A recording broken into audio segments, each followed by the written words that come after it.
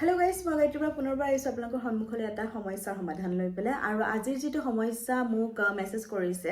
তাই হৈছে কি কৰবিয়ে নগাঁৱৰ পৰা তেওঁ মেছেজ কৰিছে আৰু তেওঁ কৈছে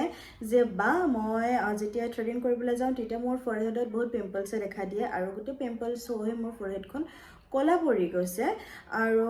যেতিয়াই মই থ্ৰেডিং কৰোঁ তেতিয়াই মোৰ পিম্পলছ হয় ইয়াৰ কাৰণটো কি আৰু সমস্যাৰ সমাধান কি জনাবচোন তো কৰবিয়ে নহয় বহুত মহিলাৰ হেতু প্ৰবলেম হয় যেতিয়া আমি থ্ৰেডিং কৰিবলৈ যাওঁ তেতিয়া আমাৰ ফৰহেডত কি হয় পিম্পলছ হৈ পেলাই গোটেই কলা চামনি পৰি যায় আৰু হেতু এটা হৈছে কি এলাৰ্জি হয় তেতিয়া ইয়াৰ সমস্যাৰ এটা সমাধান আছে যেতিয়া আপুনি থ্ৰেডিং কৰিবলৈ যাব বিউটিচিয়ান গৰাকীক ক'ব যে ভালকৈ টোনাৰ স্প্ৰে কৰিবলৈ ফৰহেডত আৰু ভালকৈ টোনাৰ স্প্ৰে কৰি পেলাই তাতে 2 বা 3 মিনিটৰ কাৰণে ময়শ্চাৰাইজাৰ দি পেলাই মাসাজ কৰিব লাগিব তাৰ পাছতো যদি আপোনাৰ ফিল হৈছে এনেকুৱা যে এলাৰ্জি হ'ব অকমান চেকচেকাই বা অকমান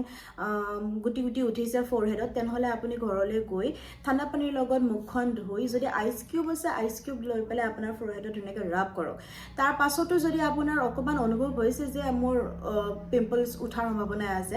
ধুনীয়াকৈ আলু এটা পিচি পেলাই আপোনাৰ ফৰহেডত লগাই ৰাখিব আৰু তাৰ ফলত আপোনাৰ পিম্পলছ নোহোৱাৰ সম্ভাৱনা বহুতে বেছি তে পিম্পলছ নহয় আৰু যিসকলৰ ফ্ৰিজ নাই তেওঁলোকে আইস কিউব নাপাতে তেওঁলোকে কি লগাব তে ঘৰলৈ গৈ আপোনালোকে ধুনীয়াকৈ যদি তিয়হ আছে তিয়হ পিচি পেলাই আপুনি ফৰহেডত লগাব পাৰে নতুবা আলুটো সকলোৰে ঘৰত পোৱা যায় আলু ধুনীয়াকৈ স্লাইচ কৰি পেলাই ফৰহেডত ৰাব কৰিব ফৰহেডত ৰাব কৰাৰ পাছত আপুনি ধুনীয়াকৈ অলপ সময় ৰাখি পেলাই তাক ঠাণ্ডা পানীৰ লগত ৱাছ কৰি দিব তে এইটোৱে সমস্যাৰ সমাধান হৈছে যদি পিম্পলছ হয় অৰ্থাৎ এইটো পিম্পলছ নহয় এলাৰ্জিৰ পৰা এটা খজুলি হৈ পেলাই তাত পিম্পলছ হৈ যায় আৰু যদি তেনেকুৱা হৈছে তেনেহ'লে আলু বা তিয়হ আৰু নতুবা আইচ কিউব লগাব তা আজিৰ সমস্যাৰ সমাধান এইটোৱে আছিল যদি কাৰোবাৰ আৰু কিবা সমস্যা আছে তেনেহ'লে কমেণ্ট কৰিব বা মেছেঞ্জাৰত মেছেজ কৰিব মোৰ মেছেঞ্জাৰ খোলা আছে সকলোৱে মেছেজ কৰিব পাৰে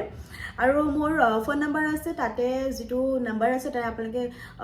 কণ্টেক্ট কৰিব পাৰে মোৰ চেলনৰ এড্ৰেছ নতুবা কোৰ্ছসমূহৰ বিষয়ে জানিবৰ কাৰণে যেহেতু আমাৰ 3 মান্থ আৰু 6 মান্থৰ কোৰ্ছ চলি আছে বিউটিচিয়ানৰ course basic and professional beautician course তো আপোনালোকে যদি শিকিব ইচ্ছা আছে তেনেহ'লে আপোনালোকে তাত কণ্টেক্ট কৰিব পাৰে